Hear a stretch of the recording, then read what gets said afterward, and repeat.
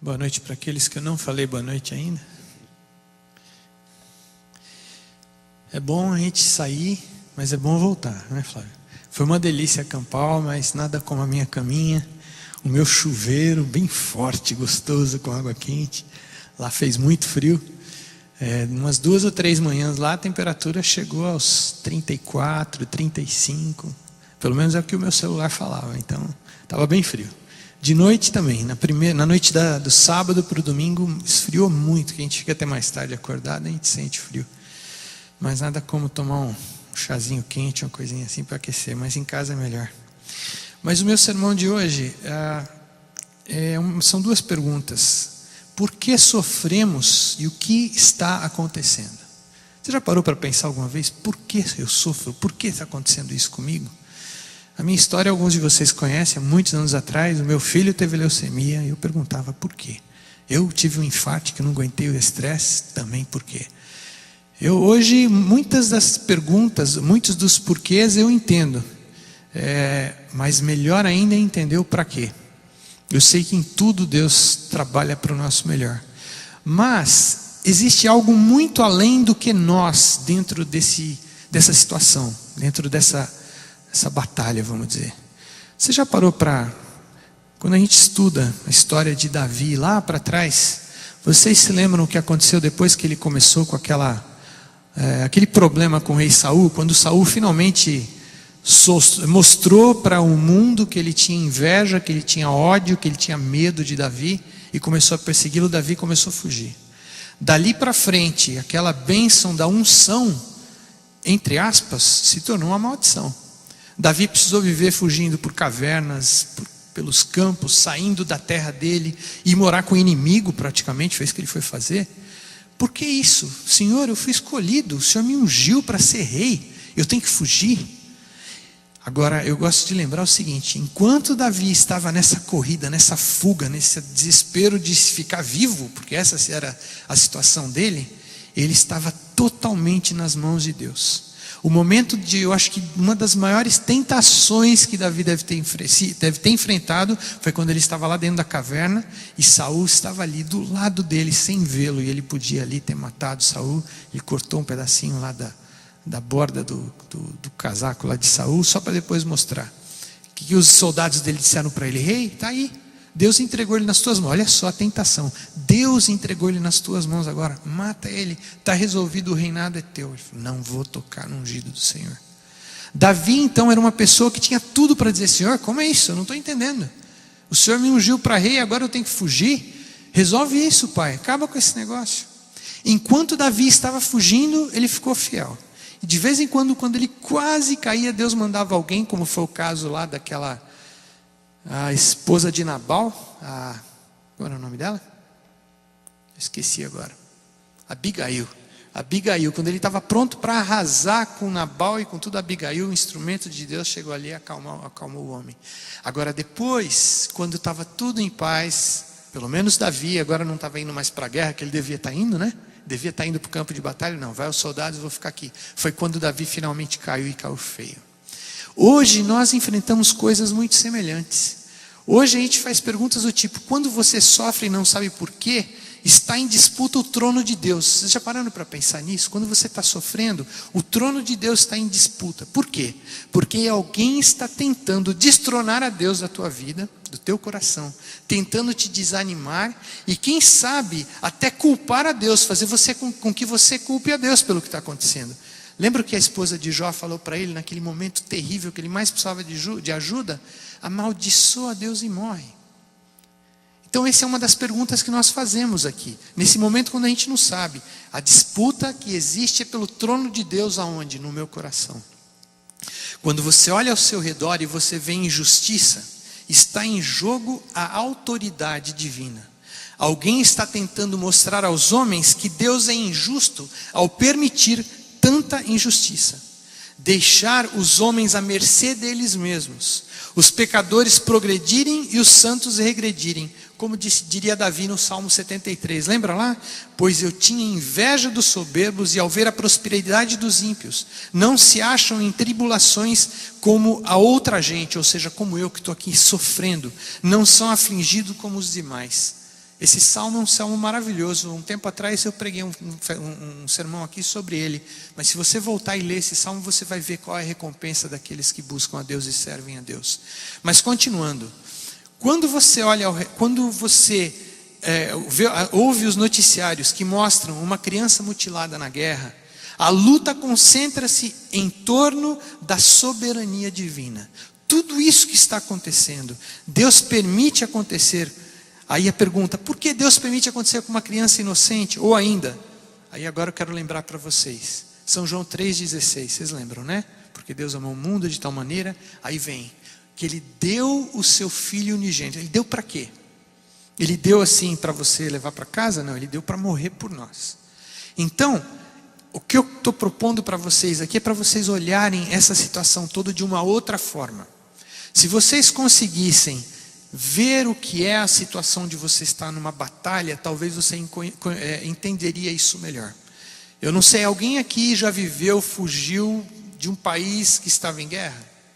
Acho que não, né? Todo mundo aqui está em paz. Eu conheço algumas pessoas que já me contaram o que era aquilo. E essas pessoas que fugiram de um país em guerra e vivem num país de paz, por exemplo, aqui hoje, o Brasil também, porque queira ou não queira, o Brasil é um dos países mais pacíficos que existe. O governo pode fazer o que quer que o povo não está nem aí, fica tranquilo. Quem viveu num país de guerra, eles são cuidadosos com a alimentação, eles cuidam da água, eles cuidam de tantas coisas, porque eles viveram uma privação tão grande de tudo isso, que agora isso que eles têm, a impressão que dá é que vai acabar. Então eles ficam cuidando meticulosamente de cada detalhe para que não acabe, vamos dizer. Como você acha que seria a tua vida espiritualmente se você vivesse lá pelo século XIII, século XII, onde a perseguição era acirrada? Quando a gente lê a história dos valdenses, o que nós vemos lá? Nós vemos pessoas que eram fiéis, pessoas que enfrentavam qualquer coisa para salvar. Eu preciso de uma Bíblia aqui, ó. Faz de conta que isso é uma Bíblia. Faziam qualquer coisa para fazer isso aqui sobreviver, fazer isso aqui passar por aqueles tempos. Vocês lembram? Eles copiavam a Bíblia. Eles tinham pessoas, o trabalho deles era copiar muitas e muitas vezes a mesma coisa para que eles pudessem distribuir pelo mundo. Por quê? Porque Satanás estava tentando destruir aquilo. Eles viviam numa guerra. Eles viviam em constante ameaça de ataques do povo, da soberania daquela época. O tempo todo eles viviam dentro desse contexto. A vida deles era diferente. Nós hoje vivemos num contexto totalmente diferente daqueles. Nós temos paz, não temos? Será que a gente consegue enxergar que nós estamos dentro de uma batalha? Por que é tão difícil para nós entendermos que essa situação toda aqui não é a respeito de nós? Por que é tão difícil nós entendermos que as coisas ruins que acontecem para a gente, na realidade não é contra nós, é contra Deus? Já pararam para pensar isso? Eu sei que é difícil. É difícil eu pensar, por que o meu filho teve leucemia? Por que o teu pai teve um problema e morreu? Por que a minha mãe teve câncer e morreu? Sabe, é muito complicado a gente tirar isso dentro desse contexto, se afastar um pouquinho dessa situação e enxergar essa batalha cósmica.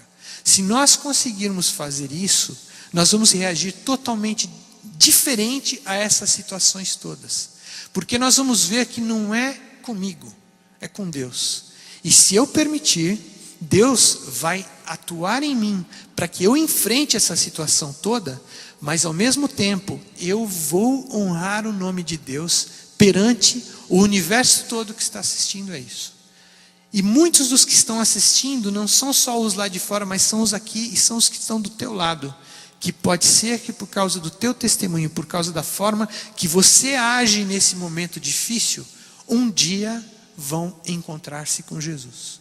E nesse dia o Espírito Santo vai trazer à tona aquela experiência que eles assistiram um dia, o Flávio, cada um de vocês passar, e vocês passaram, como a gente diria lá, com honras e glória, porque você aceitou Deus te conduzindo por aquele caminho difícil.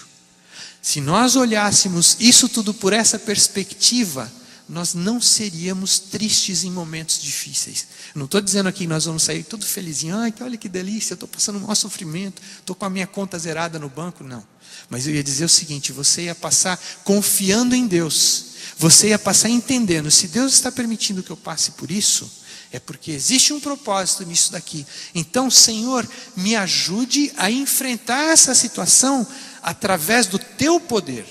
Porque Ele vai nos capacitar a enfrentar, seja lá o que for, seja problema financeiro, seja perseguição no trabalho, seja doença, seja o que for. Lembra que Jesus falou, entrega o teu fardo para mim e leva o meu.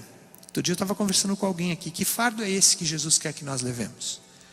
Cada um vai ter uma ideia diferente aqui, mas como todo professor de escola sabatina, eu tenho uma resposta que é a que eu quero. A de vocês pode estar certa, mas a minha é que eu quero aqui. A minha resposta é a seguinte: quando Deus, quando Ele apresenta, Ele dá essa carga para a gente, a carga dele é nós testemunharmos sobre Ele para os outros. Esse é o trabalho que Ele tem. Ele poderia fazer isso, nós já falamos sobre isso também. Deus poderia fazer isso, Ele poderia pregar para o universo, para o mundo todo e rapidinho estava resolvida a situação.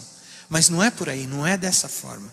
Dessa forma, o caráter de Deus não seria reivindicado para o universo. Dessa forma as pessoas não iam entender. Porque o que Deus está querendo dizer para o universo todo? O universo todo precisa entender que o amor de Deus é o que nos conduz. A lei de Deus é o amor, não é uma carga, como Satanás estava dizendo e acusando Deus. O amor dele é o que nos conduz, e por causa do amor dele, outras pessoas vão aceitar a lei de Deus, o amor de Deus. Entende? Então, muitas vezes é através da dificuldade. Em outros casos, eu sempre converso com o Flávio, ele conta uma historinha para mim e fala: eu não voltei para a igreja por causa de dificuldades, eu voltei porque Deus me abençoou tanto. Foi difícil a primeira, a segunda, a terceira vez que eu ouvi você falando isso, mas eu estou entendendo hoje. Deus tem métodos, os mais variados, com as mais variadas pessoas, com os propósitos mais variados também, e não adianta nós tentarmos explicar, porque não dá para entender a sabedoria de Deus. A sabedoria de Deus para nós é loucura, como a gente disse. Porque eu poderia questionar: Senhor, o Senhor trouxe o Flávio de volta, apesar de tudo, só com bênção, e eu vou falar aqui do meu irmão. O meu irmão voltou para a igreja sofrendo que nem não sei o quê, coitado. Enfim, mas Deus tem um propósito, tem um método para cada um. Qual é o propósito para com o Flávio? Eu não sei. O Flávio hoje pode testemunhar para um monte de gente lá onde ele trabalha, e as pessoas estão vendo ele alegre e falam: puxa vida, mas você é um camarada que sempre se deu bem no trabalho, você tá tudo, e você vai para a igreja? A igreja é para gente sofredor, para gente perdedor. Você é um vencedor, Flávio, você sempre trabalhou direitinho, sempre teve promoção e tudo. Para que você precisa de igreja? Para isso as pessoas precisam entender: não, a igreja não é só porque não é uma muleta. Igreja não é muleta. A igreja, a gente vem para cá, primeiro, obviamente, é um lugar de doente. Eu sou um doente, estou aqui, preciso ser curado. Mas eu também estou aqui para testemunhar do amor de Deus. Eu estou aqui para louvar a Deus e dar glória para Ele. Então, o propósito de Deus com cada pessoa é diferente e é específico. Agora, voltando para a nossa guerra. Se nós entendermos que nós estamos no que a gente chama de uma guerra cósmica, aliás, se a guerra fosse tão clara e tão viva, e você realmente tivesse o amor por Jesus, você falar: não, eu morro por Jesus. Eu sei que a maioria de vocês aqui no coração pensa assim: se hoje vier um teste tão grande, eu morro por Jesus. Tá legal, o teste tão grande não vê, mas está vindo um teste tão pequenininho. Por que a gente falha no pequeno e vai ganhar no grande? Por que a gente não tem a mesma disposição de defender a Deus nas leis dEle, naquilo que Ele coloca no nosso coração como a nossa forma de viver, e a gente tem força para dizer que enfrenta aquilo, e aquilo que é pequenininho, porque o inimigo ataca a gente em coisinhas pequenas e pequenas e pequenas, e a gente vai perdendo e perdendo e perdendo, e cada vez essas coisas pequenas vão se acumulando. Não é que elas vão aumentando de tamanho, é que vai acumulando, acumulando, acumulando, até chegar num ponto que você não consegue mais passar por cima dessa barreira toda. Então, o propósito de Deus permitir que nós enfrentemos essas dificuldades é, primeiro de tudo, para ao nós aceitarmos a força dEle, o inimigo é derrotado por causa dEle, não por nossa causa. Nós nos desenvolvemos mais e mais, aí é que vem agora a vitória que nós obtemos sobre o pecado. Deus vai embutir em nós o seu caráter, vai transformar o nosso coração, as nossas vontades, os nossos desejos vão ser modificados, e a gente vai deixar de gostar daquilo que a gente gostava antes.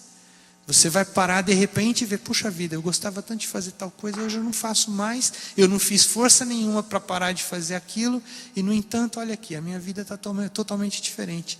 Esse é o verdadeiro crescimento com Cristo. Quando você permite Ele operar na tua vida, você devagarzinho vai crescer e crescer em Jesus, e Ele implanta em você o seu caráter. Aí é que está a saída e a solução para tudo. Agora, nós precisamos, através da nossa vida, testemunhar para as pessoas desse amor e dessa maravilha que é Deus no nosso coração.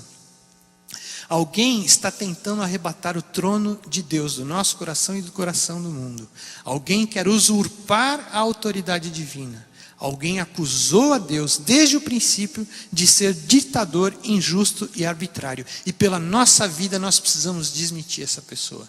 E a nossa vida só pode estar em condição de desmentir esse camarada aqui se Jesus habitar em nós. Porque foi Jesus quem veio aqui, foi Jesus quem venceu esse inimigo na morte, e é através de Jesus que nós vamos vencer também. Porque Ele é um vencedor, nós não somos vencedores. Se nós tentarmos isso sozinhos, olha, derrota garantida. Mas através de Jesus nós podemos fazer isso. Agora, esse intento que esse inimigo fez de desfigurar o caráter divino com a finalidade de apoderar-se daquele trono, foi uma iniciativa de Lúcifer, considerado o mais formoso de todos os anjos. Agora vem uma coisa que a gente precisa pensar muito. Esse camarada, ele era abaixo de Deus, abaixo do Espírito Santo e de Jesus, ele era o maior lá no céu. Ele foi quem tentou usurpar a posição de Deus. Não foi um camarada lá embaixo, se é que a gente pode considerar a hierarquia lá no céu. Existe uma certa hierarquia, mas dentro do nosso contexto, eu estou tentando trazer para a gente poder entender. Não foi um camaradinha lá de baixo ou alguém aqui do meio. Não. Foi alguém que já estava lá em cima. Ele é que tentou fazer aquilo ali. Hoje, nós estamos em ligação com um dos dois poderes. A gente está ou ligado com Deus ou a gente está ligado com o inimigo. Por isso não existe ficar em cima do muro. Por isso a gente precisa ser forte, a gente precisa ser, aí vem uma palavra que a gente não gosta muito, a gente precisa ser radical. A gente precisa ser radical naquilo que é radical, a gente precisa ser radical em princípios. Aquilo que Deus deixa claro para a gente, como deve ser feito, nós precisamos ser radicais. A gente não pode falar, olha, não, take it easy, vai devagar, não é bem assim, olha, aqui a gente trabalha dessa forma, aqui, não. Em matéria de questão de salvação, a senhora White fala isso, em questão de salvação nós precisamos ir, vamos falar um termo bem brasileiro, a gente precisa ir para as cabeças, a gente precisa ir para o limite, sem opção de flexibilidade, a gente precisa ir no máximo. E Deus está nos dando esse poder para nós fazermos isso. Aí você vai perguntar, Itanel, mas onde eu vou aplicar isso daí? Vou falar uma coisa para vocês. A gente tenta, como nós somos seres humanos e tudo para nós é um manualzinho, você vai mexer num iPhone desse aqui, olha, você vai e pega um manual. Aí você lê o manual e você tenta entender como faz as coisas. A gente tenta achar uma regrinha para tudo. Quando, em matéria de relacionamento com Deus, não existe uma regra que a gente deva seguir por conta própria.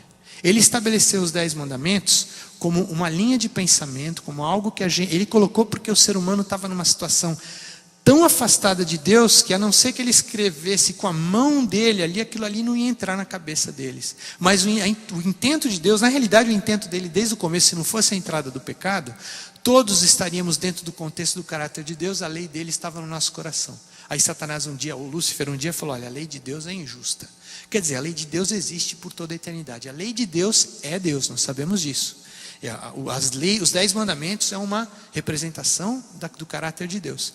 Então, quando ele colocou por escrito, ali é porque o ser humano estava tão travado, tão cego, que a não ser que ele tivesse alguma coisa palpável, ele não ia conseguir compreender. Mas essa lei de Deus, ela precisa ser implantada no nosso coração, para daí ela ter validade para a nossa salvação.